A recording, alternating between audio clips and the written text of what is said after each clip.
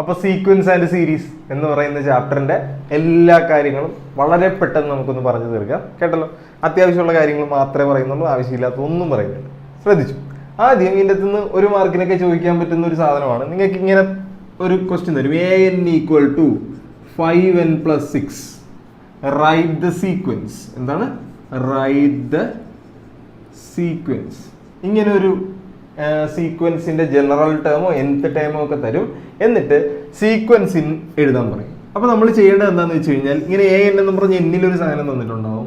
അതിന് n-ന് പകരം 1 കൊടുക്കുക, n-ന് പകരം 2 കൊടുക്കുക, n-ന് പകരം 3 കൊടുക്കുക.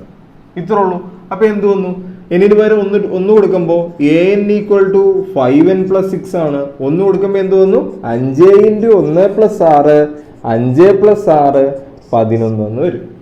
n-ന് പകരം 2 കൊടുക്കുമ്പോൾ an =